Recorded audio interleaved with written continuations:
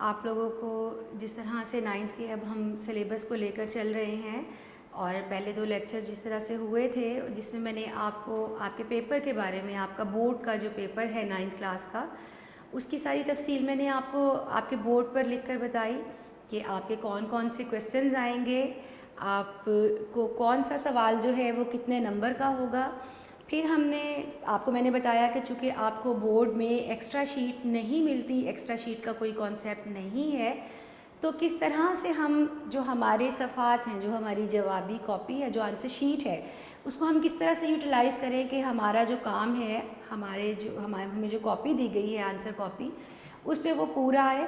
پھر ہم نے یہ بھی کوشش کی کہ کتنا وقت ہم اپنے ایک سوال کے جواب کو لکھنے میں لگائیں گے تاکہ مقررہ وقت میں ہم اپنے پیپر کو کمپلیٹ کر سکیں۔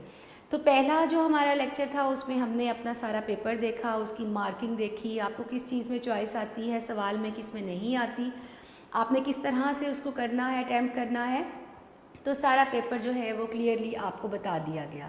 اس کے بعد آپ کا جو پہلا چیپٹر تھا وہ میں نے آپ کو شروع کروایا، ہمارا جو پہلا چیپٹر تھا تب بھی میں نے بورڈ پہ آپ کو لکھ کے بتایا تھا کہ بیٹا یہ مصنف ہیں مولانا شبلی نعمانی، ان کا دور لکھا ہے ساتھ میں 1857 سے 1914 تک، 1857 سے 1914 تک کا ان کا دور ہے۔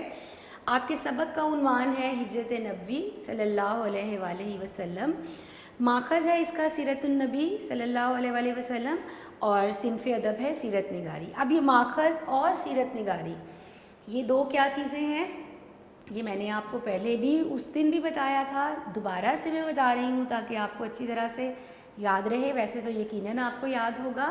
تو بیٹا ماخذ عکس کرنا سے نکالا گیا ہے، عکس کیا گیا، نکالا گیا، لیا گیا۔ چونکہ میں نے آپ کو بتایا تھا بڑے مصنفین ہیں، آپ کا جو سبق ہے اس کے مصنف مولانا شبلی نعمانی اپنے دور کے بہت بڑے مصنف تھے۔ پھر ایک اور بات میں نے آپ کو بتائی جو آپ کو شاید یاد ہو، یہ بلکہ یقیناً آپ کو یاد رکھنی ہوگی، کہ ان کا شمار ہوتا ہے ارکان خمسہ میں، اردو کے ارکان خمسہ، یعنی وہ 5 افراد جنہوں نے اردو ادب کے لیے بہت سی خدمات سر انجام دی، تو ان کو ارکان خمسہ کے نام سے پکارا جاتا ہے۔ تو شبلی نعمانی بھی اسی میں سے ایک ہیں، اور تاکہ آپ کو اچھی طرح سے یاد رہ جائے تو آسان طریقہ کیا ہے کہ آپ کے جو پہلے 5 اسباق ہیں، ان کے جو پہلے 5 مصنفین ہیں، وہ جو آگے ہم پڑھتے جائیں گے تو آپ دیکھتے جائیں گے اور اس کو یاد بھی رکھیے گا، یہ آپ کے ارکان خمسہ ہیں، پہلے 5 مصنفین آپ کے ارکان خمسہ میں شمار ہوتے ہیں۔ تو چونکہ ان کی بڑی کتابیں ہیں، میں نے بتایا تھا ان کی کتاب کا نام ہے سیرت النبی صلی اللہ علیہ وآلہ وسلم، آپ صلی اللہ علیہ وآلہ وسلم کی حیات مبارکہ پر مولانا شبلی نعمانی نے جو کتاب لکھی، بہت بڑی کتاب ہے، اس کی 5 جلدیں ہیں، بلکہ اپنی زندگی میں وہ اس کو مکمل نہیں کر سکے تھے، ان کے بعد ان کے ایک شاگرد تھے سید سلمان ندوی، انہوں نے اس کو مکمل کیا تھا۔ تو ایک بڑی کتاب ہے جس میں سے ایک بہت چھوٹا سا حصہ عکس کر کے نکال کے آپ کی سلیبس بک میں، آپ کی نصابی کتاب میں شامل کیا گیا ہے، اور اس میں چونکہ ذکر ہوا آپ صلی اللہ علیہ وآلہ وسلم کے مکہ سے مدینہ ہجرت کرنے کا، تو اسی مناسبت سے اس کو عنوان دیا گیا ہجرت نبوی، کہ آپ صلی اللہ علیہ وآلہ وسلم نے جو ہجرت کی اس کی مناسبت سے اس کو عنوان دے دیا گیا ہجرت نبوی۔ تو یہ اس کا ماخذ ہے۔ اب سبق کا عنوان کیا ہے؟ ہجرت نبوی۔ یہ سبق کا جو نام یا عنوان، ہم عموماً بچے نام کہتے ہیں لیکن صحیح جو لفظ یا اصطلاح استعمال کی جاتی ہے وہ عنوان ہے۔ تو عنوان تو اس کا کیا ہو گیا؟ ہجرت نبوی صلی اللہ علیہ وآلہ وسلم، لیکن ماخذ اس کا کیا ہے؟ سیرت النبی، یعنی اس کتاب سے یہ سبق جو ہے وہ لیا گیا ہے۔ صنف ادب میں نے بتایا تھا، صنف کہتے ہیں قسم کو، یہ ادب کی کون سی قسم ہے؟ جیسے میں نے پہلے بتایا تھا کہ آپ ناول بھی پڑھیں گے، ڈرامہ بھی پڑھیں گے، افسانہ بھی پڑھیں گے، تو آپ کیا پڑھ رہے ہیں؟ آپ سیرت پڑھ رہے ہیں۔ سیرت کہتی ہیں پاک زندگی کو، آپ صلی اللہ علیہ وآلہ وسلم کی چونکہ حیات مبارکہ کا مکمل اس میں احاطہ کیا گیا، تو اس وجہ سے ہم نے اس کو سیرت نگاری کا نام دیا۔ تو بیٹا سبق ہم نے اپنا شروع کیا تھا، اور تقریباً آدھا تو نہیں، تھوڑا سا کم، اس سے ہم اپنا سبق بھی پڑھ چکے تھے۔ اور جو ہم نے سبق میں کیا پڑھا کہ آپ صلی اللہ علیہ وآلہ وسلم نے جب دین کی تبلیغ شروع کی مکہ میں، تو آپ کو بہت سی مشکلات اور سختیوں کا سامنا کرنا پڑا۔ جو کفار تھے، اہل مکہ تھے، ان کی سختیاں جب حد سے بڑھتی چلی گئیں تو آپ صلی اللہ علیہ وآلہ وسلم نے اپنے صحابہ کرام کو حکم دیا کہ وہ مکہ سے مدینہ ہجرت کر جائیں۔ میں نے آپ کو بتایا تھا کہ جتنے بھی مشکل الفاظ اس میں آئیں گے آپ نے ہر مشکل لفظ کا معنی اچھی طرح سے یاد رکھنا ہے، کیونکہ جب ہم نے اپنا پیپر دیکھا، کویشچن پیپر دیکھا، تو اس میں ہمارا ایک سوال ہے کہ درج ذیل نثر پاروں کی تشریح کرے. تو کوئی ایک نثر پارہ جس کو اقتباس یا پیراگراف کہتے ہیں وہ آپ کی اس سبق میں سے یا کسی بھی سبق میں سے لیا جاتا ہے اور آپ کو اس کی تشریح کرنی ہے. اس کا آپ نے جو آپ کا جو سبق ہے اس میں سے جو نثر پارہ لیا گیا ہے تو آپ اس نثر پارے کی تشریح کریں گے اور جو اس میں خط کشیدہ الفاظ ہوں گے اس کے معنی بھی آپ لکھیں گے. ابھی جب ہم اپنا سبق پڑھ لیں گے تو آپ کو اس میں سے کیا کیا سوال آئیں گے اور آپ نے اس کو کس طرح سے کرنا ہے وہ بھی میں آپ کو بھی بورڈ پہ بتاؤں گی. تو آپ نے جتنے بھی مشکل الفاظ کے معنی ہوں گے ان کو بہت اچھی طرح سے یاد رکھنا ہے. تو آپ صلی اللہ علیہ وسلم نے جب حکم دیا مسلمانوں کو کہ وہ دارالامان، ہم نے یہ لفظ پڑھا یعنی امن کا گھر، امن کی جگہ، تو اس وقت کہاں امن میسر تھا مسلمانوں کو؟ مدینہ میں. تو مدینہ ہجرت کر چکے تھے، لیکن آپ صلی اللہ علیہ وسلم خود ابھی انتظار کر رہے تھے کہ اللہ تعالیٰ کی طرف سے اگر حکم آئے تو آپ صلی اللہ علیہ وسلم بھی مکہ سے مدینہ ہجرت کر جائیں. اور پھر جب وحی آئی تو آپ صلی اللہ علیہ وسلم نے حضرت ابو بکر کو اپنے ساتھ لیا اور کس طرح انہوں نے مکہ سے مدینہ ہجرت کی. ابھی تک ہم نے جو پڑھا اس میں جب اہل مکہ نے جب دیکھا کہ مسلمان جو ہیں وہ مدینہ میں طاقت پکڑتے جا رہے ہیں تو پھر انہوں نے مختلف رائے پیش کی. تمام لوگ اکٹھے ہوئے اور انہوں نے مختلف رائے پیش کی. کسی نے کہا کہ آپ صلی اللہ علیہ وسلم کو ہاتھ پاؤں باندھ دیے جائیں اور ایک مکان میں قید کر دیا جائے. کسی نے کہا آپ کو جلا وطن کر دیا جائے. اور ابو جہل کی کیا رائے تھی کہ آپ صلی اللہ علیہ وسلم کو نعوذ باللہ قتل کر دیا جائے، ان کا خاتمہ کر دیا جائے تاکہ یہیں پر دین کی جو طاقت اور قوت ہے وہ ختم ہو جائے. اور سب نے اس آخری رائے پر اتفاق بھی کیا. اور اس کے لیے ایک اور تجویز اس نے کیا دی کہ ہر قبیلے سے ایک ایک شخص جو ہے اس کو انتخاب کیا جائے، منتخب کیا جائے اور پھر سب اکٹھے مل کر وہاں پر حملہ کریں. اور اس کی کیا وجہ تھی؟ چونکہ عرب میں یہ ایک رواج تھا کہ خون کا بدلہ خون، تو جس قبیلے کا ایک شخص مارا گیا اب اسی قبیلے کے دوسرے شخص کو چونکہ جس نے مارا ہے وہاں قتل کرنا تھا. تو جب بہت سے قبائل ایک ساتھ مل گئے تو جو آپ صلی اللہ علیہ وسلم کا قبیلہ ہے، جو آل ہاشم ہے، وہ کس کس سے بدلہ لیں گے. تو اس آخری رائے پر اتفاق ہوا اور انہوں نے آپ صلی اللہ علیہ وسلم کے گھر کا محاصرہ کر لیا. اور ایک اور لفظ ہم نے پڑھا کہ جھٹپٹے سے جا کر محاصرہ کر لیا. جھٹپٹا مطلب میں نے آپ کو اس کا لفظی مطلب بتایا تھا کہ روشنی اور اندھیرا ملنے کی کیفیت. ہم دو اوقات کے لیے اس کو استعمال کرتے ہیں. کون سے دو اوقات ہیں جب روشنی اور اندھیرا ایک ساتھ ہوں؟ طلوع آفتاب اور غروب آفتاب، فجر کے وقت اور مغرب کے وقت. جب روشنی جا رہی ہو اندھیرا آ رہا ہو، یا روشنی جو ہے وہ آ رہی ہے اور اندھیرا جا رہا ہے، تو ان دو اوقات کے لیے ہم عموماً یہ لفظ استعمال کرتے ہیں. تو ہم نے یہاں بھی پڑھا، یہاں تک ہم نے پڑھ لیا تھا کہ جو اہل عرب ہیں وہ زنانہ مکان کے اندر گھسنا معیوب سمجھتے تھے. بہت سی برائیاں تھیں اہل عرب میں، لیکن اس کے ساتھ ساتھ ایک یہ ان کا رواج کہہ لیں یا ایک اچھی ان میں یہ ایک عادت کہہ لیں کہ گھر میں چونکہ خواتین موجود ہوتی تھی تو بہت برا سمجھا جاتا تھا بغیر اجازت گھر میں داخل ہو جانا جہاں خواتین ہیں. تو یہاں تک بیٹا ہم نے پڑھ لیا تھا کہ وہ آپ صلی اللہ علیہ وسلم کے گھر کا انہوں نے محاصرہ کیا اور پھر اس کے بعد چونکہ وہ معیوب سمجھتے تھے کہ اگر گھر میں خواتین موجود ہیں تو وہ اندر جائیں، تو وہ باہر ہی ٹھہرے رہے کہ جیسے ہی آپ صلی اللہ علیہ وسلم باہر آئیں تو جس بھی ارادے یا نیت سے وہ وہاں پر آئے ہیں وہ اس کو مکمل کر سکیں. اچھا، اب یہاں سے ہم آگے سے پڑھیں گے رسول اللہ صلی اللہ علیہ وسلم سے. تو رسول اللہ صلی اللہ علیہ وسلم سے قریش کو اس درجہ عداوت تھی. عداوت مطلب دشمنی. جتنے بھی مشکل الفاظ بیچ میں آئے میں آپ کو ان کے معنی بتا رہی ہوں، یا آپ ساتھ ساتھ لکھتے جائیں تو بہت بہتر ہے اور ان کو یاد رکھیں. آپ کی رہنمائی کے لیے آپ چیزوں کو زیادہ اچھی طرح سے یاد رکھ سکیں. یونیک نوٹس سے بھی آپ مدد لے سکتے ہیں. اس میں بھی ہر سبق کے شروع میں جتنے بھی مشکل الفاظ ہیں ان کے معنی لکھ کے آپ کو دیے گئے ہیں تاکہ نثر پارے کی تشریح کے لیے آپ کو آسانی ہو سکے. جی، تو اس کا درجہ عداوت تھی. تاہم آپ کی دیانت پر اعتماد تھا. تاہم پھر بھی چاہے بہت زیادہ دشمنی تھی لیکن پھر بھی کس چیز پر اعتماد تھا؟ یہ آپ صلی اللہ علیہ وسلم کے کردار کی خوبی تھی. اتنا مکمل کردار تھا، اتنا بہترین اور اعلیٰ کردار تھا کہ چاہے ان کے جانی دشمن تھے لیکن پھر بھی آپ صلی اللہ علیہ وسلم پر انہیں یقین تھا. کوئی بھی شخص اگر جاتا باہر تجارت کی غرض سے، چونکہ ان کا زیادہ تر پیشہ تجارت تھا، اگر وہ اس غرض سے جاتے تو اپنا جو قیمتی سامان، مال، اسباب اگر وہ رکھوا کے جاتے کسی کے پاس تو عموماً لوگ اس میں خیانت کیا کرتے تھے، مال غصب کر لیا کرتے تھے، گھروں میں چوری چکاری کا ڈر ہوتا تھا۔ تو ایک آپ صلی اللہ علیہ وسلم وہ واحد شخص تھے مکہ میں کہ جن کے پاس اگر وہ اپنی امانت رکھوا کے جاتے تو آپ نے کبھی اس میں خیانت نہ کی۔ جو مال کوئی آپ کے پاس رکھوا کے جاتا بالکل اسی طرح اس کو وہ واپس ملتا، چاہے وہ مسلمان ہے، چاہے وہ کافر ہے، چاہے وہ منافق ہے، لیکن آپ صلی اللہ علیہ وسلم نے کبھی امانت میں خیانت نہیں کی۔ تو عرب کے جتنے بھی لوگ تھے، مکہ کے جتنے لوگ تھے، وہ آپ صلی اللہ علیہ وسلم کے پاس اپنی امانتیں رکھوایا کرتے تھے۔ تو ان کو بہت یقین تھا، اعتماد تھا کہ آپ صلی اللہ علیہ وسلم ان کی امانت میں خیانت نہیں کریں گے۔ تو جس شخص کو کچھ مال یا اسباب امانت رکھنا ہوتا تھا، آپ صلی اللہ علیہ وسلم ہی کے پاس لا کر رکھتا تھا۔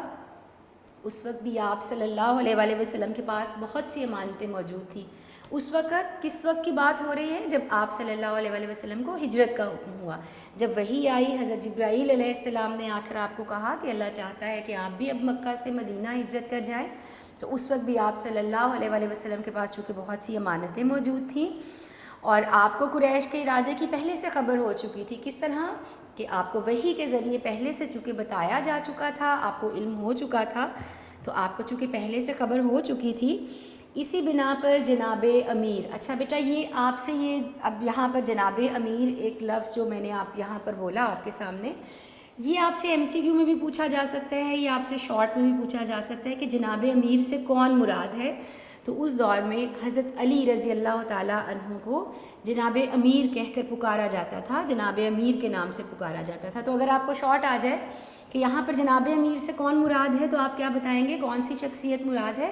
حضرت علی رضی اللہ تعالیٰ عنہ۔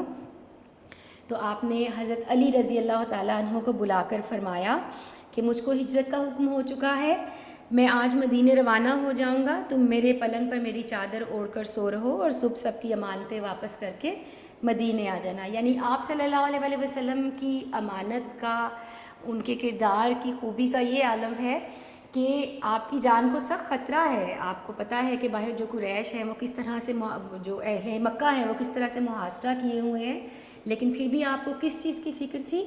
امانتوں کی فکر تھی۔ وہ امانتیں جو آپ کے پاس موجود تھیں تو آپ نے اس کے لیے حضرت علی رضی اللہ تعالیٰ عنہ کو ارشاد فرمایا کہ جی میرے بستر پر آج سو رہو، میری چادر اوڑھ کر سو رہو، اوڑھنا سر سے پاؤں تک کسی چیز کو پھیلا لینا، لفظی مطلب اوڑھنا کا ہوتا ہے پھیلا لینا، تو مراد کیا ہے؟ سر سے پاؤں تک خود کو ڈھانپ لینا تاکہ وہ یہ نہ پہچان سکے کہ کون ہے یہاں پر موجود۔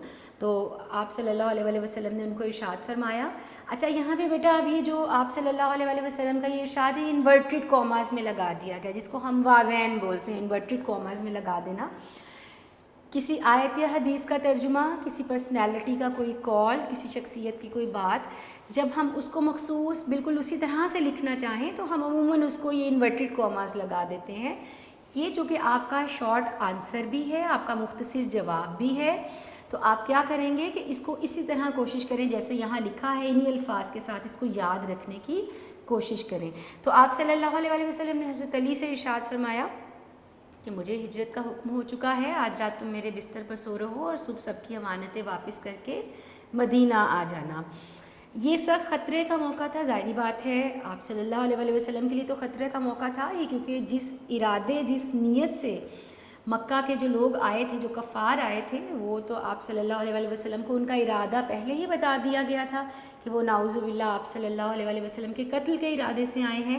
تو آپ صلی اللہ علیہ وسلم کے لیے تو خطرے کا وقت تھا ہی، اس کے ساتھ ساتھ حضرت علی رضی اللہ تعالیٰ عنہ کے لیے بھی خطرے کا وقت تھا کہ اگر وہ نہ پا کر آپ باہر نہیں آئے آپ صلی اللہ علیہ وسلم، تو آپ کو باہر نہ آ پا کر وہ اندر آ کر بھی حملہ کر سکتے ہیں، اور اگر وہ حملہ کرتے ہیں چونکہ آپ چادر اوڑھ کے سو رہے ہیں تو حضرت علی رضی اللہ تعالیٰ عنہ کی جان کو بھی خطرہ تھا۔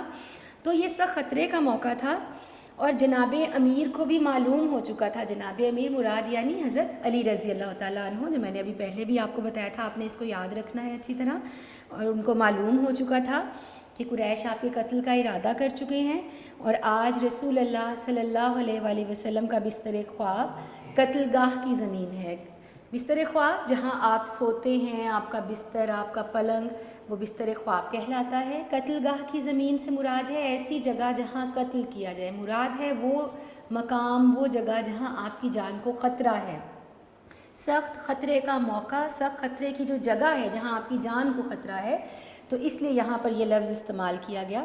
لیکن فاتح خیبر کے لیے قتل گاہ فرش گل تھا۔ فاتح خیبر حضرت علی رضی اللہ تعالیٰ عنہ کا لقب۔ حضرت علی رضی اللہ تعالیٰ عنہ نے جو خیبر کا قلعہ فتح کیا تھا، تو اس کے بعد سے آپ رضی اللہ تعالیٰ عنہ کو فاتح خیبر کے لقب سے پکارا جاتا تھا۔ اور فرش گل کا لفظی مطلب ہوتا ہے پھولوں کا فرش، قتل گاہ جہاں قتل کیا جائے۔ تو جب حضرت علی کو پتہ ہے کہ کتنا خطرہ ہے ان کی جان کو، لیکن پھر بھی وہ بغیر کسی ڈر کے، خوف کے آپ صلی اللہ علیہ وآلہ وسلم کے بستر پر سو گئے، تو یہ آپ صلی اللہ علیہ وآلہ وسلم سے ان کی محبت اور دین پر جو ان کا، اللہ پر جو ان کا ایمان تھا، اس کی ایک بہت بڑی یہ نشانی ہے۔ ایک مرتبہ ایسے ہی کسی نے حضرت علی رضی اللہ تعالیٰ عنہ سے بعد میں پوچھا کہ جب آپ اس طرح سے بستر پر سوئے آپ صلی اللہ علیہ وآلہ وسلم کے، تو کیا آپ کو ڈر یا خوف نہیں آیا؟ کیونکہ آپ کو بھی پتہ تھا کہ وہ کس ارادے سے باہر کھڑے ہیں جو کفار ہیں۔ تو حضرت علی رضی اللہ تعالیٰ عنہ نے کہا کہ انسان جب سوتا ہے تو اس کو یہ یقین نہیں ہوتا کہ وہ اٹھے گا بھی یا نہیں، یعنی اللہ تعالیٰ کے اختیار میں ہے اس کی سانسیں، اس کی زندگی، لیکن اس رات میں بہت بے فکر ہو کر اور بہت میٹھی نیند سویا، کیونکہ مجھے یقین تھا کہ میں صبح ضرور اٹھوں گا، کیونکہ آپ صلی اللہ علیہ وآلہ وسلم نے کہا کہ آج رات میرے بستر پر سو جاؤ اور صبح اٹھ کر امانتیں واپس کر کے مدینے آ جانا۔ تو یہ تھی آپ صلی اللہ علیہ وآلہ وسلم سے ان کے اصحاب کی محبت، اور اپنے دین پر جو مکمل ایک ایمان تھا اور جو اللہ پر ایک ایمان تھا، اس کی ایک یہ واضح مثال ہے۔ تو بیٹا آپ نے یاد رکھنا ہے فاتح خیبر کیا ہے؟ حضرت علی رضی اللہ تعالیٰ عنہ کا لقب، اور جناب امیر سے مراد کون ہے یہاں پر؟ حضرت علی رضی اللہ تعالیٰ عنہ۔ یہ دونوں چیزیں آپ سے اگر شارٹ آنسر کی فارم میں پوچھی جائیں یا MCQ کی فارم میں پوچھی جائیں تو آپ کو دونوں یاد رہیں، اور دونوں میں سے کسی بھی طرح یہ آپ سے پوچھا بھی جا سکتا ہے۔ تو حضرت علی کے لیے یہ جو بہت سخت خطرے کا وقت تھا، لیکن انہوں نے بخوشی اس کو قبول کیا اور آپ صلی اللہ علیہ وآلہ وسلم کے بستر پر سو گئے۔ اور دوسری طرف کیا ہوا کہ آگے اب ہم چلتے ہیں کہ کفار نے جب آپ صلی اللہ علیہ وآلہ وسلم کے گھر کا محاصرہ کیا، میں نے پہلے بھی آپ کو اس لفظ کا مطلب بتایا تھا، محاصرہ کرنا مطلب گھیرے میں لے لینا، چاروں طرف سے گھیر لینا، اور رات زیادہ گزر گئی تو قدرت نے ان کو بے خبر کر دیا، قدرت نے ان پر گہری نیند طاری کر دی، کیونکہ ہر چیز اللہ کے اختیار میں ہے، وہ جو چاہتا ہے وہی ہوتا ہے، اس کی مرضی کے بغیر تو ممکن ہی نہیں کچھ ہو سکے۔ تو انسان بھی چونکہ اسی کے اختیار میں ہے، تو اللہ تعالیٰ نے ہی ان پر ایک گہری نیند طاری کر دی، ان کو بے خبر کر دیا۔ کیوں کیا؟ تاکہ آپ صلی اللہ علیہ وآلہ وسلم آسانی سے حضرت ابو بکر کے ساتھ وہاں سے نکل سکے۔ حضرت صلی اللہ علیہ وآلہ وسلم ان کو سوتا چھوڑ کر باہر آئے اور کعبے کو دیکھ کر فرمایا، مکہ تو مجھ کو تمام دنیا سے زیادہ عزیز ہے، لیکن تیرے فرزند مجھ کو یہاں رہنے نہیں دیتے۔ بیٹا ایک بات یاد رکھیے گا، آپ کے چیپٹر کی ہر لائن یہ آپ سے شارٹ آنسر کی فارم میں بھی پوچھی جا سکتی ہے، یا آپ سے MCQ کی فارم میں بھی پوچھی جا سکتی ہے، تو ہر چیز کو بہت اچھی طرح سے یاد رکھیے گا۔ جیسے میں نے پہلے بھی بتایا کہ وہ باتیں جو واوین میں لکھ دی گئی، انورٹڈ کاماز میں لکھ دی گئی، ان کو بھی خاص طور پہ اچھی طرح سے یاد رکھیے گا۔ مکہ وہ شہر ہے جہاں آپ صلی اللہ علیہ وآلہ وسلم پیدا ہوئے، اور یہ بھی ایک فطری عمل ہے کہ انسان کو اپنی جائے پیدائش سے، جہاں وہ پیدا ہوتا ہے، جہاں اس نے اپنا بچپن گزارا، اپنی جوانی گزاری، جو اس کا ملک ہے، وطن ہے، شہر ہے، گھر ہے، تو اس سے لگاؤ ہونا یہ ایک فطری عمل ہے۔ تو آپ صلی اللہ علیہ وآلہ وسلم کو بھی مکہ سے بہت پیار تھا، ان کے آباء و اجداد کا شہر تھا، وہاں وہ پیدا ہوئے، ان کا بچپن گزرا، تو چھوڑنے کا دکھ تو بہت ہوا آپ صلی اللہ علیہ وآلہ وسلم کو مکہ چھوڑنے کا، لیکن اس میں بھی اللہ تعالیٰ کی جو حکمت تھی وہ جو بعد میں سب کے سامنے آئی، تو آپ نے کعبے کو دیکھ کر کیا فرمایا کہ تو مجھے تمام دنیا سے، مکہ جو ہے وہ تمام دنیا سے زیادہ عزیز ہے، لیکن یہاں کے جو لوگ ہیں، عرب کے جو لوگ ہیں، جو کفار ہیں مکہ کے، وہ ان کو یہاں رہنے نہیں دیتے، یعنی ان کی سختیاں اس قدر بڑھ گئی ہیں کہ آپ کا اب یہاں پر رہنا ناممکن ہو گیا ہے۔ حضرت ابو بکر صدیق رضی اللہ تعالیٰ عنہ سے پہلے ہی قرارداد ہو چکی تھی۔ قرارداد کا لفظی مطلب ہوتا ہے معاملات طے کرنا، بات چیت ہو جانا، یعنی پہلے ہی معاملہ طے ہو چکا تھا، ان سے پہلے ہی بات چیت ہو چکی تھی، اور آپ صلی اللہ علیہ وآلہ وسلم نے حضرت ابو بکر کو اپنے ساتھ لیا۔ دونوں صاحب پہلے جبل ثور کے غار میں جا کر پوشیدہ ہوئے. پوشیدہ ہونا، چھپ جانا. جبل ثور یہ ایک پہاڑ ہے ثور نام کا. یہ مکہ سے تقریباً 3 میل دور کی دوری پر یا فاصلے پر ایک پہاڑ ہے ثور کے نام سے. تو جبل ثور جس کو کہا جاتا ہے، تو اس غار میں جا کر آپ صلی اللہ علیہ وآلہ وسلم حضرت ابو بکر صدیق کے ساتھ جا کر چھپ گئے، پوشیدہ ہو گئے. یہ غار آج بھی موجود ہے اور بوسہ گاہ خلائق ہے. بوسہ گاہ خلائق وہ جگہ جہاں خلائق خلق مخلوق کی جمع یعنی تمام لوگ. بوسہ گاہ کا لفظی مطلب ہوتا ہے عقیدت اور احترام سے کسی چیز کو چومنا. مراد ہے عقیدت اور احترام دینا. تو وہ جگہ جس کو تمام لوگ آج بھی بہت عقیدت اور احترام دیتے ہیں، یعنی آج بھی لوگ وہاں پر جاتے ہیں، بڑی عقیدت اور احترام کے ساتھ وہاں جاتے ہیں، اس جگہ کو دیکھتے ہیں، تو آج بھی موجود ہے اور ابھی بھی لوگ بہت عقیدت اور احترام سے اس جگہ پر جاتے ہیں. حضرت ابو بکر صدیق رضی اللہ تعالیٰ عنہ کے بیٹے عبداللہ جو نوخیز جوان تھے، نوخیز یعنی بھرپور جوان تھے، جوان ہو رہے تھے، شب کو غار میں ساتھ رہتے. وہ جب بھی رات ہو جاتی، چونکہ دن میں وہ اس ڈر سے نہ نکلتے کہ کوئی ان کو دیکھ نہ لے، تو رات یعنی حضرت ابو بکر صدیق کے بیٹے، ان کا غلام، ان کی بیٹی حضرت اسماء، جن کا بھی آگے ہم ذکر کریں گے. کچھ روایات کے مطابق انہوں نے آپ صلی اللہ علیہ وآلہ وسلم کو 3 دن کا کھانا جو ہے انہوں نے اپنے والد اور آپ صلی اللہ علیہ وآلہ وسلم کو انہوں نے جو کھانے کا ڈبہ ہے جو بھی اس دور میں ہوتا تھا اس میں بند کر کے دیا. کچھ روایات کے مطابق حضرت اسماء روزانہ کھانا پہنچا کر آتی تھیں وہاں جا کر، اور کچھ روایات کے مطابق انہوں نے اکٹھا 3-4 دن کا کھانا جو ہے وہ ان کو باندھ دیا. اور حضرت ابو بکر صدیق رضی اللہ تعالیٰ عنہ نے جو بہترین اونٹنی تھی اس دور کی، مہنگی والی اچھی نسل کی، وہ بھی بہت کم قیمت پر آپ کو ہدیہ کی اور آپ لوگ وہاں سے نکلے. لیکن جو حضرت ابو بکر کا گھرانہ تھا سارا ہی ایک طرح سے آپ کے ساتھ اس مدد میں، اس مہم میں شامل تھا. تو ان کے بیٹے رات کو غار میں ساتھ ہی رہتے. صبح منہ اندھیرے شہر چلے جاتے. منہ اندھیرے جب ابھی صبح کا سویرا یا روشنی نمودار نہ ہو اور اندھیرا موجود ہو، یعنی مکمل صبح نہ ہوئی ہو، اور صبح ہونے سے پہلے، روشنی ہونے سے پہلے اور اندھیرا ختم ہونے کے تھوڑا سا بعد وہ وہاں سے نکلتے اور شہر میں جاتے اور یہ پتہ چلاتے کہ آپ صلی اللہ علیہ وآلہ وسلم کو جب انہوں نے نہیں پایا ان کے بستر پر یا ان کے گھر پر، تو اب وہ کیا منصوبہ بندی کر رہے ہیں یا وہ کیا اگلا طریقہ کار اختیار کر رہیں گے. جو کچھ خبر ملتی شام کو آ کر حضرت صلی اللہ علیہ وآلہ وسلم سے عرض کرتے، اور پھر جو بھی ان کو خبر ملتی رات کو پھر جاتے غار میں اور آپ صلی اللہ علیہ وآلہ وسلم کو جا کر وہ سارا معاملہ بتاتے.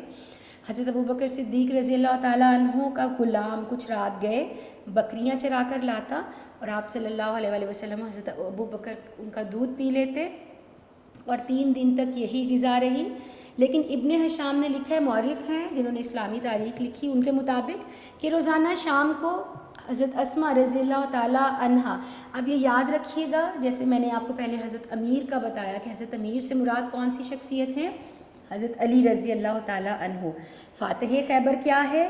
حضرت علی رضی اللہ تعالیٰ عنہ کا لقب. جب انہوں نے خیبر کا قلعہ فتح کیا تو انہیں فاتح خیبر کے نام سے پکارا جانے لگا. اسی طرح یہاں پر پوچھا گیا اگر آپ کو جیسے بتایا گیا کہ حضرت عبداللہ کون تھے؟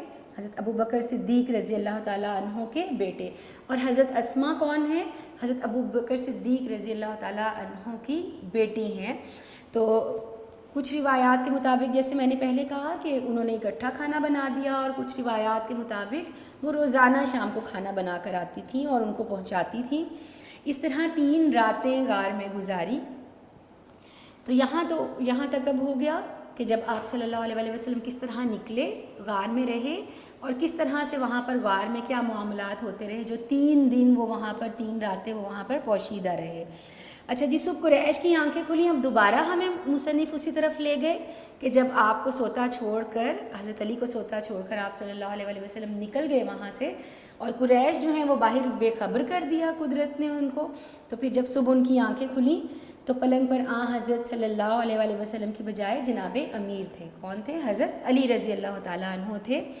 ظالموں نے آپ رضی اللہ تعالیٰ عنہ کو پکڑا اور حرم میں لے جا کر تھوڑی دیر محبوس رکھا. محبوس رکھنا زبردستی قید کر دینا، حبس سے بیجا جس کو بولتے ہیں، یعنی آپ کو زبردستی کہیں بند کر دیا جائے، قید کر دیا جائے. اور حرم کسے کہتے ہیں؟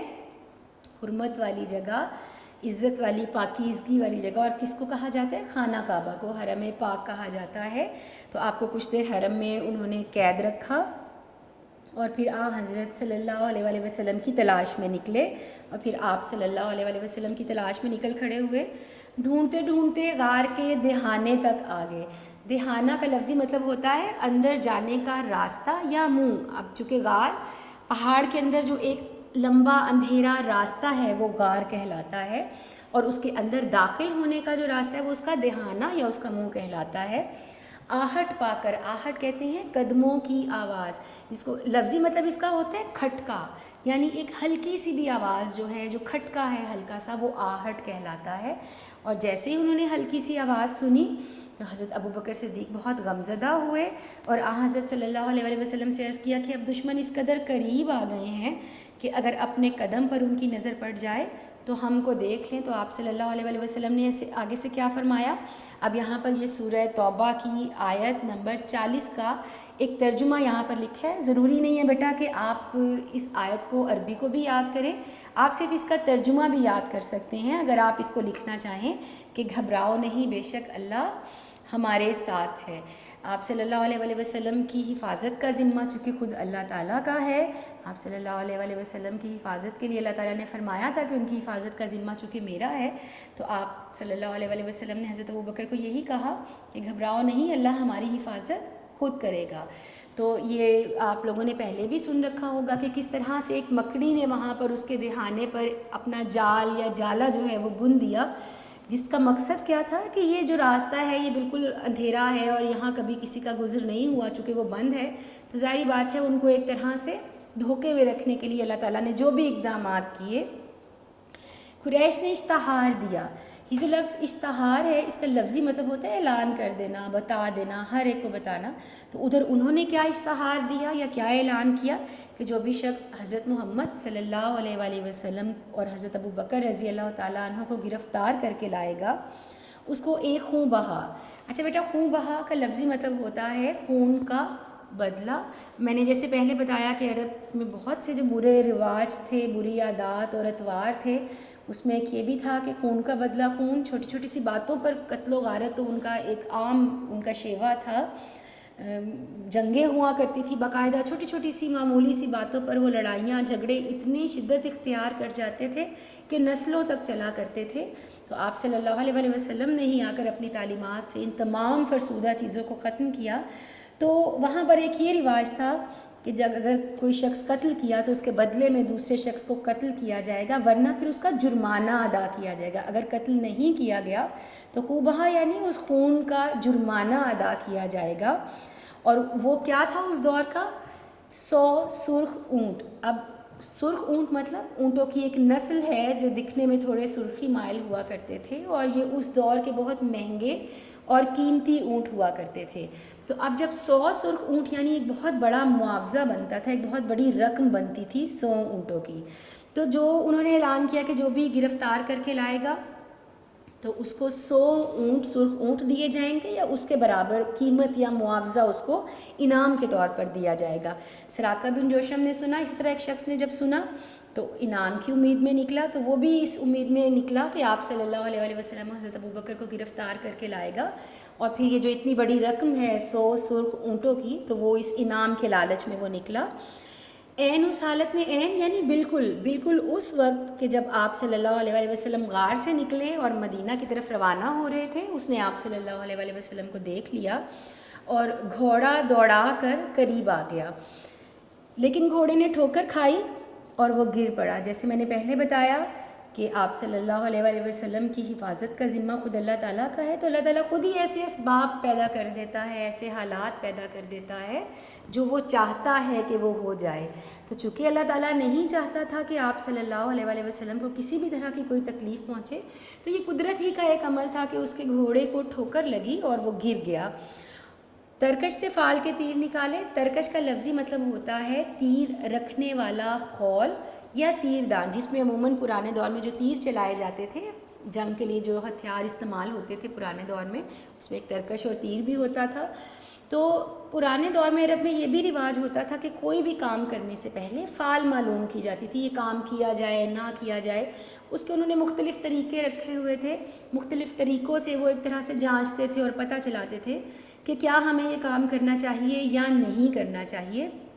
تو اسی طرح سے اس طریقہ کار کو لیتے ہوئے اس نے تیر نکالا کہ اس کو حملہ کرنا چاہیے یا نہیں، تو ایک مرتبہ بھی نہ آیا، دوسری مرتبہ بھی نہ آیا اور تیسری مرتبہ بھی نہ آیا۔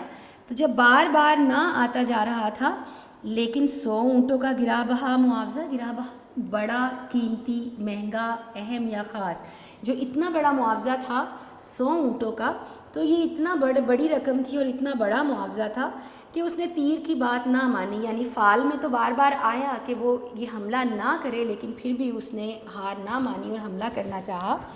دوبارہ گھوڑے پر سوار ہوا اور آگے بڑھا، اب کی بار گھوڑے کے پاؤں گھٹنوں تک زمین میں دھس گئے۔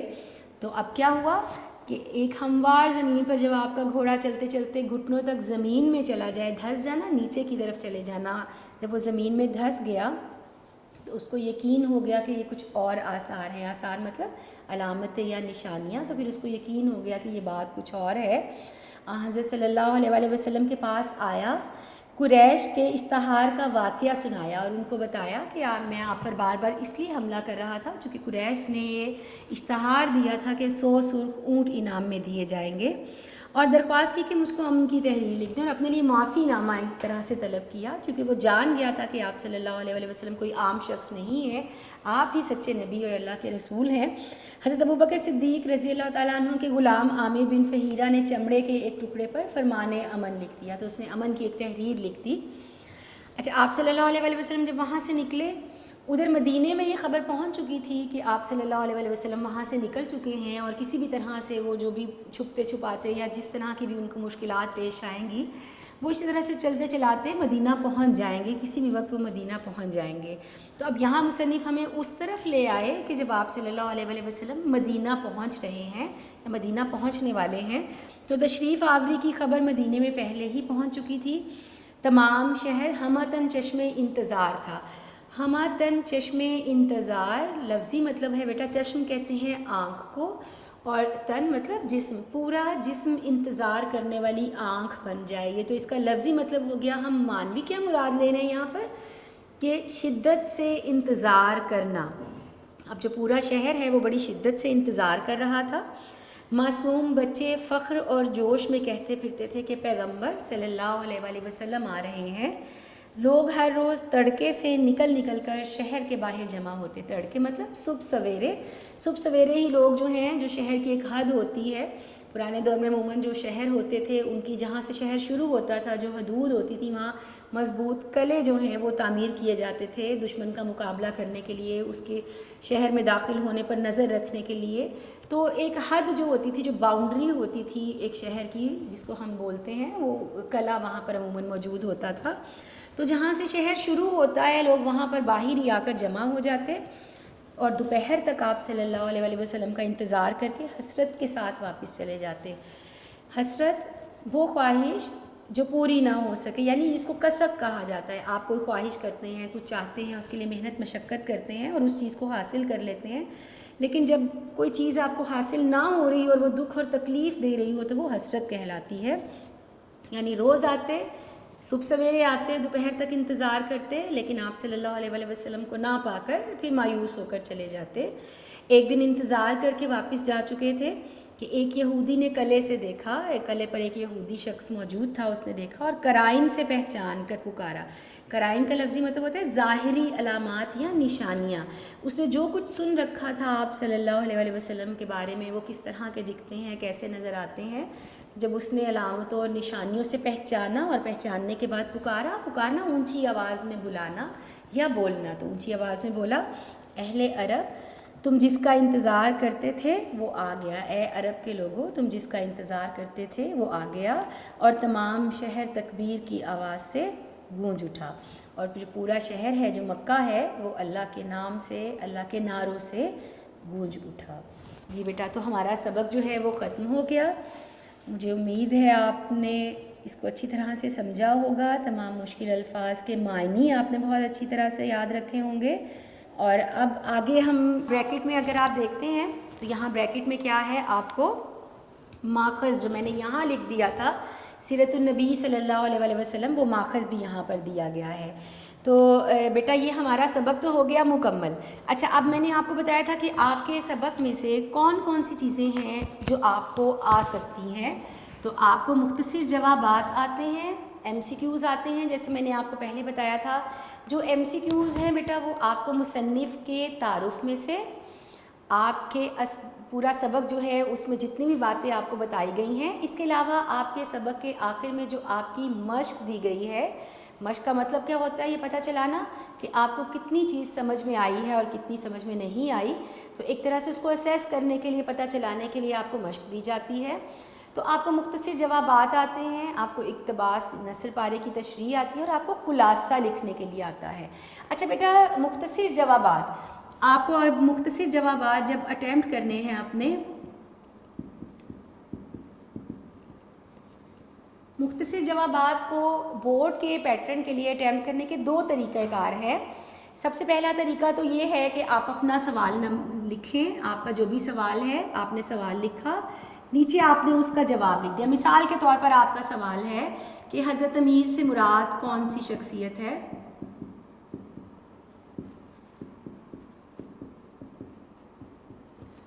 جواب لکھ دیں گے. ایک یہ طریقہ کار ہے. دوسرا طریقہ کار اس کا کیا ہے کہ آپ سب ہیڈنگز بنائیں.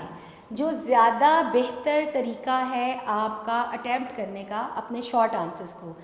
اب یہاں میں آپ کو وہ پورا پیٹرن لکھ کے بتاؤں گی کہ جس کو کوشش کرنی ہے کہ جب آپ اپنے شارٹ آنسرز، آپ کے ٹیز ہوں گے، آپ کے ٹیسٹ ہوں گے، ان میں بھی ابھی سے آپ یہ پریکٹس بنا لیں گے تو ایٹ دا اینڈ جب آپ کا سیشن ختم ہوگا، آپ کے بورڈ کے پیپر آئیں گے تو بہت اچھی آپ کی مشق ہو چکی ہوگی. بورڈ کے پیپر کے لیے دو چیزوں پر، اردو کے پیپر کے لیے بہت زیادہ بیٹا آپ کو فوکس کرنا ہے، اپنی ہینڈ رائٹنگ اور اپنی پریزنٹیشن. یاد آپ نے سب کچھ کیا ہے، لیکن کون سی چیز ہے جو آپ کو باقی بچوں سے تھوڑے زیادہ نمبر دلائے گی، وہ ہے آپ کی پریزنٹیشن، آپ کی ہینڈ رائٹنگ اور آپ کی پریزنٹیشن. تو اس کو آپ نے بہت زیادہ محنت کے ساتھ اور توجہ کے ساتھ کرنا ہے. سب سے پہلے ہم کیا لکھتے ہیں، ہم اپنا سوال نمبر لکھتے ہیں. آپ نے اپنا سوال نمبر لکھا. دوسری بات بیٹا آپ نے اپنی ہیڈنگز کو انورٹڈ کاماز نہیں لگانے. میں آپ کو پھر بتا رہی ہوں، جو آپ کی ہیڈنگز ہیں بچے کیا کرتے ہیں، ان کو انورٹڈ کاماز لگاتے ہیں. تو آپ نے انورٹڈ کاماز نہیں لگانے، آپ نے اپنی ہیڈنگز کو انڈر لائن کرنا ہے. تو آپ نے اپنی ہیڈنگ دی سوال نمبر. اچھا سوال کا نمبر میں نے جب آپ کو پیپر پورا لکھ کے بتایا، وہاں پر آپ کے جو سوال جواب ہیں وہ شاید آپ کا سوال نمبر 4 یا 5 بنتا ہے. آپ اس کو جس مرضی نمبر پہ کریں گے، اپنے آنسر جواب لکھیں گے آنسر شیٹ پہ، لیکن سوال کا نمبر آپ وہ لکھیں گے جو آپ کے کویسچن پیپر پر موجود ہے. سوال نمبر 4 لکھا آپ نے. اب کیا طریقہ کار ہے سب سے بہتر، آپ سوال نمبر 1 کا جواب مثال کے طور پر اسی کا لکھنے لگے. آپ نے سوال نمبر 1 لکھا، جواب نمبر 1 آپ یہاں پر لکھیں. آپ کیا لکھنے لگے ہیں، حضرت امیر سے مراد کون سی شخصیت ہے. کس کے بارے میں پوچھا گیا کہ حضرت امیر کس کو کہا جاتا ہے. لائن کے درمیان میں، جو آپ کی یہ شیٹ کی لائن ہے، اس کے درمیان میں مارکر کے ساتھ آپ لکھیں گے حضرت امیر رضی اللہ تعالیٰ عنہ، اور نیچے آپ اس کا جواب لکھیں گے کہ حضرت امیر رضی اللہ تعالیٰ عنہ سے مراد ہے حضرت علی. آپ کو سوال آ گیا، جیسے یہاں آپ میں مشق کے آپ کے سوال ہوگا کہ سراقہ بن جوشم کیسے تائب ہوا، تو اس کی آپ کیا ہیڈنگ بنائیں گے کہ سراقہ بن جوشم کا تائب ہونا، اور نیچے آپ پھر اس کا جواب لکھیں گے. تو یہ زیادہ بہتر طریقہ ہے کہ آپ اپنی سب ہیڈنگز بناتے جائیں اور اپنے سوالوں کے جواب لکھتے جائیں. جیسے میں نے بتایا تھا کہ 5 سوالوں کے جواب آپ کو لکھنے ہوتے ہیں. 8 سوال آپ کو آئیں گے بورڈ کے پیپر میں، جس میں سے 5 کے آپ نے جواب لکھنے ہوں گے. تو زیادہ بہتر طریقہ یہ ہے کہ آپ اس کی سب ہیڈنگز بنائیں. اچھا بیٹا دوسری چیز ہے آپ کا نثر پارے کی تشریح. جیسے میں نے آپ کو پہلے بتایا کہ آپ کو آپ کے چیپٹر میں سے کون کون سی چیزیں آئیں گی، ایم سی کیوز میں پہلے بتا چکی. مصنف کے تعارف میں سے آپ نے مصنف کی ڈیٹس کو بھی بہت اچھی طرح سے یاد رکھنا ہے. یہ بھی آپ سے ایم سی کیو فارم میں پوچھی جاتی ہیں. مصنف کا تعارف میں نے بتایا تھا کہ 3 حصوں پر مشتمل ہوتا ہے. پہلا حصہ اس کی ذاتی زندگی سے متعلق، دوسرا اس کے کام میں کیا کیا خوبیاں پائی جاتی ہیں، اور جو تیسرا حصہ ہے وہ ہے مصنف کی خدمات. اب یہاں پر خدمات سے مراد کیا ہے؟ اس کی تصانیف، اس کی علمی خدمات، اس نے کون کون سی کتابیں لکھی. تو ان تینوں حصوں میں سے آپ سے کوئی بھی چیز ایم سی کیو یا شارٹ آنسر کی فارم میں پوچھی جا سکتی ہے. تو یہاں سے ایم سی کیو پوچھا جائے گا، یا چیپٹر میں جو بھی آپ کو چیزیں آپ نے پڑھی ہیں کوئی بھی بات آپ سے ایم سی کیو کی فارم میں پوچھ لی جائے گی. دوسری چیز ہے آپ کے شارٹ آنسرز، مختصر جوابات آپ جو لکھیں گے. تیسری چیز جو آپ کو آتی ہے وہ ہے نثر پارے کی تشریح. اچھا بیٹا، اس کا کیا طریقہ کار ہوتا ہے؟ آپ کو ایک نثر پارہ، ایک اقتباس یا ایک پیراگراف دیا جاتا ہے. آپ کا سوال ہوتا ہے درج ذیل نثر پارے کی تشریح کریں، خط کشیدہ الفاظ کے معنی بھی لکھیں. یعنی آپ کو کیا کرنا ہے؟ آپ کو 3 چیزیں چاہیے اس کے لیے: حوالہ متن،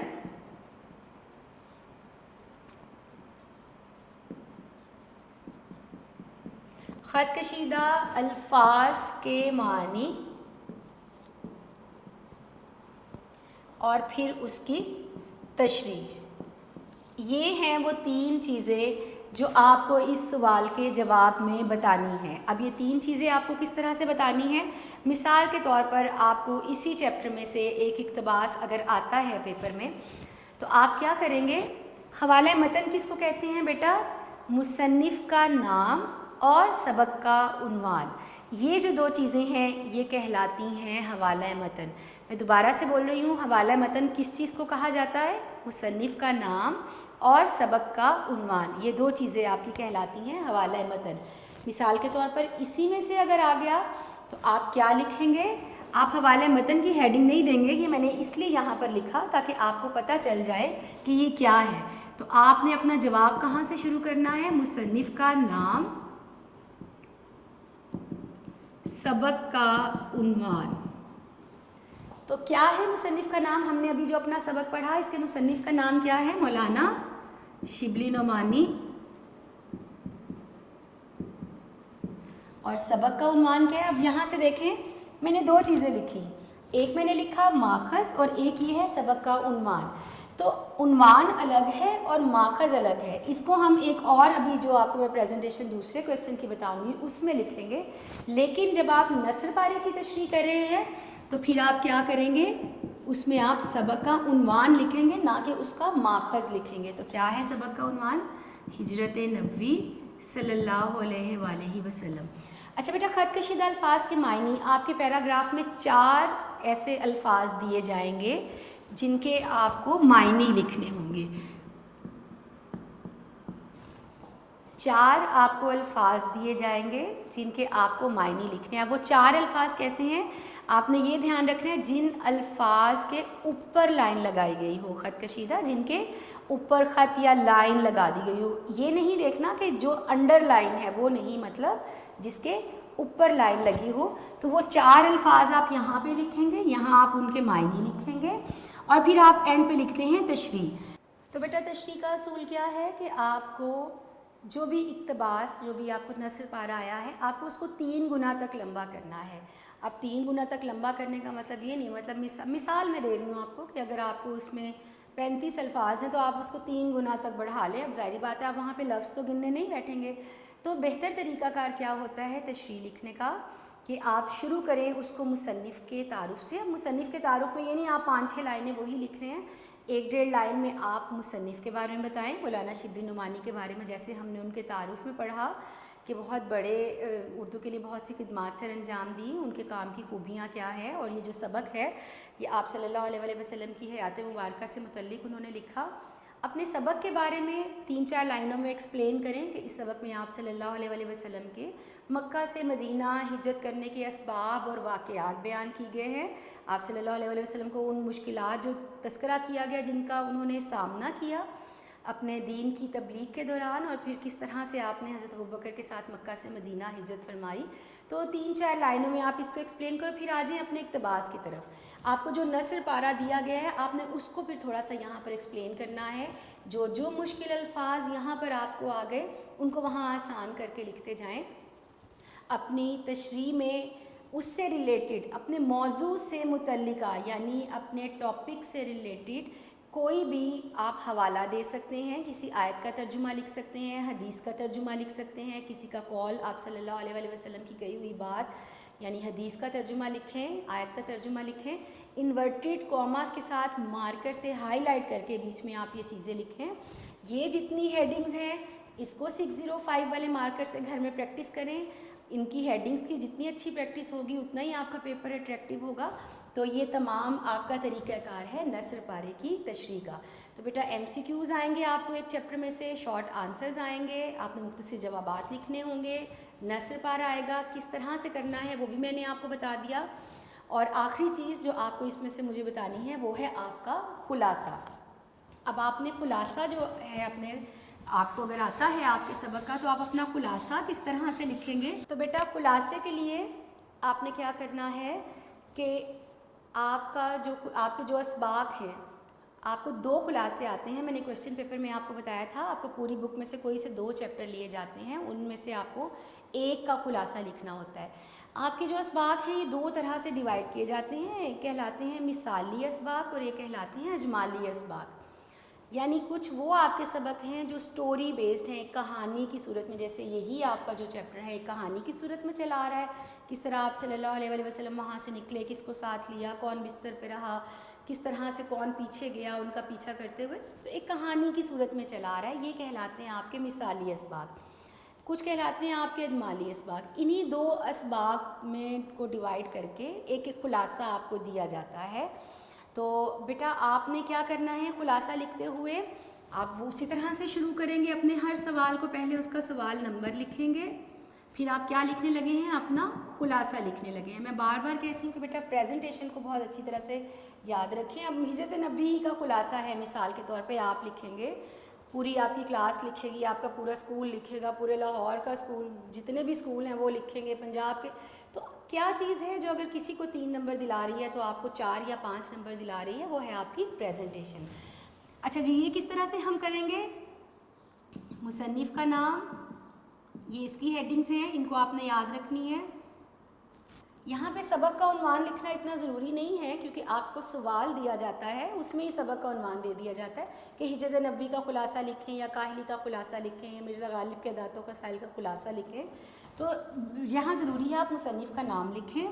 अगली हेडिंग आप क्या देंगे, माखज़ और सिनफ़ अदब, यानी वो 2 चीज़ें जो मैंने आपको जब सबक शुरू करवाया और मैंने यहाँ पर आपको लिख दी, यही 2 चीज़ें लिखेंगे आप अपने खुलासे की प्रेजेंटेशन में हेडिंग्स बनाकर। इसका अब यहाँ पर आप हिजरत नबी नहीं लिखेंगे बल्कि यहाँ पर आप क्या लिखेंगे, सीरतुन नबी सल्लल्लाहु अलैहि वसल्लम, जहाँ से ये सबक लिया गया है, और यहाँ पर आप लिखेंगे सीरत निगारी। खुलासा लिखते हुए बेटा आपके जितने भी मिसाली असबाक हैं कोशिश करें उसमें पैराग्राफ्स मत बनाएं। खुलासा लिखते हुए आपने उसमें पैराग्राफ्स नहीं बनाने। हाँ, आगे जो अजमाली असबाक हम पढ़ते हैं चूँकि उसमें मुख्तलिफ एक तसलसल नहीं होता, मुख्तलिफ चीज़ों का बारी बारी ज़िक्र किया जाता है, तो वहाँ पर आप पैराग्राफ्स बना सकते हैं। खुलासा लिखते हुए भी अहम चीज़ों को, अहम बातों को, अहम अल्फाज को मार्कर से हाईलाइट करें। मिसाली असबाक के खुलासों में पैराग्राफ मत बनाएं, अल्फाज को, चीज़ों को, हवाला जात को मार्कर से हाईलाइट करें और 2 से 2.5 सफ़े का आपने अपना खुलासा। वैसे तो खुलासे की लेंथ डिपेंड करती है आपके चैप्टर की लेंथ पे, जिस तरह इसको आपने 1/3 बढ़ाना है, इसको 1/3 तक छोटा करना है, तो डिपेंड तो करती है आपके चैप्टर की लेंथ पे, लेकिन 2 से 2.5 सफ़े अमूमन जो है वो बोर्ड के लिए आपने खुलासे के लिखने होते हैं। तो इन तमाम चीज़ों पर आप अमल करें तो बहुत अच्छा आपका यकीनन हर सवाल का जवाब जो है वो तैयार हो जाएगा। तो ये वो चीज़ें हैं जो आपको एक चैप्टर में से पूछी जाती हैं।